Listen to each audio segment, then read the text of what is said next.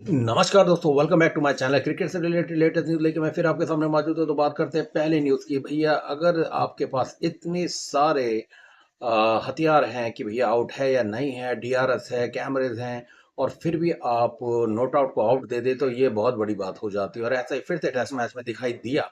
यशस्वी जायसवाल के ऊपर बात अभी थमी नहीं थी। रवि शास्त्री ने काफ़ी ज़्यादा नाराज हुए थे जब आउट दिया गया था, और अब फिर से यही बात दोबारा हो गई है। और वाशिंगटन सुंदर बिल्कुल भी विश्वास नहीं कर पाए कि भैया थर्ड अंपायर ने आउट दे दिया है।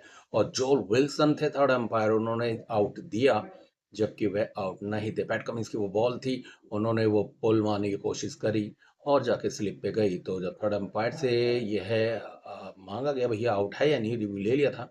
हालांकि जब रिव्यू लिया तो ना कीपर ना पैट कमिंस दोनों नहीं थे श्योर, और जो सिनेमोमीटर में भी दिखाई दे रहा था।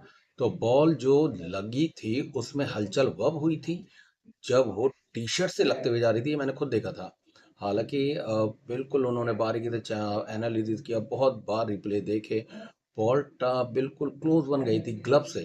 अब ग्लव से साथ जाने के बाद भी ये क्लियर नहीं था कि वो आउट है, क्योंकि हलचल नहीं हो रही थी। पर जब लास्ट में हलचल होती हुई दिखाई दी और उसको देखते हुए थर्ड अंपायर ने आउट दे दिया, और इतनी महत्वपूर्ण मैच में दे दिया है, तो अब समझ से परे है कि कौन सी टेक्निक आएगी जो क्लियर डिसीजन दे पाए, क्योंकि ये बहुत दिक्कत वाली बात है। सीरीज में फिलहाल तो जो भी ऐसी चीज़ें होती है उसमें ज़्यादा बहस नहीं की जाती, पर क्रिकेट के खेल के लिए बिल्कुल सही नहीं है कि भैया सबके सब सेटिस्फाई होने चाहिए, और सबके सब ना भी हो तो 80-90% होना चाहिए। ये बार बार होना गलत है।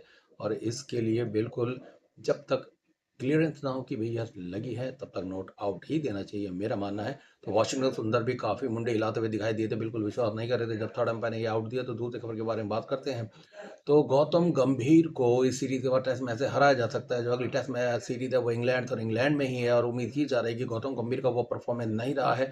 गौतम गंभीर जब से कप्तान कोच बने हैं, तो आपको पता ना हो तो श्रीलंका से पहली बार 3-0 से वाइट वॉश हुए थे। 30 विकेट 3 ओडीआई में, मतलब पूरी टीम आउट हुई थी।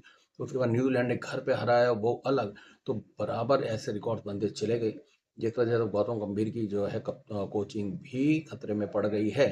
और विवेक लक्ष्मण उनका उत्तरदायित्व तो माना जा रहा है कि उन्हें लिया जाएगा। और ऐसा नहीं है कि ये अचानक आ रखा है। बीसीसीआई जब राहुल द्रविड़ रिटायर्ड हो रहे थे, तो उस समय भी वो विवेक लक्ष्मण को लेना चाहते थे, पर तीनों फॉर्मेट में कोई भी कोच एक्सेप्ट नहीं कर रहा था कि भैया कोचिंग करनी है। इवन बाहर के कोचों से भी इस बारे में संपर्क किया गया था, पर उन्होंने भी मना कर दिया था भैया कि भारतीय टीम की तीनों फॉर्मेट में कोचिंग बस की बात नहीं है। गौतम गंभीर को तभी लिया गया था। अब देखते हैं, इंग्लैंड से फिर नए तरीके से वर्ल्ड टेस्ट चैंपियनशिप के लिए फाइट होगी। तो गौतम गंभीर का मेरे हिसाब से भी मुश्किल है कि वह टेस्ट के लिए कोच बने रहें।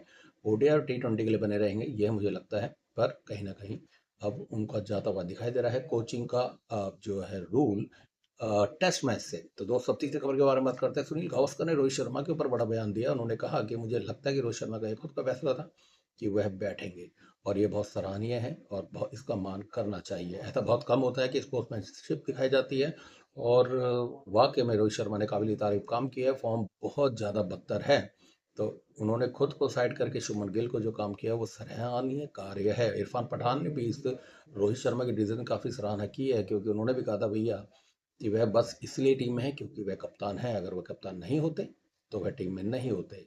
तो अब इरफान पठान और सुनील गावस्कर दोनों ने जमकर तारीफ की है, और कहा है यह है जबरदस्ती का डिसीजन नहीं था, यह है उनका खुद का निजी फैसला था, ये उनका आकलन है।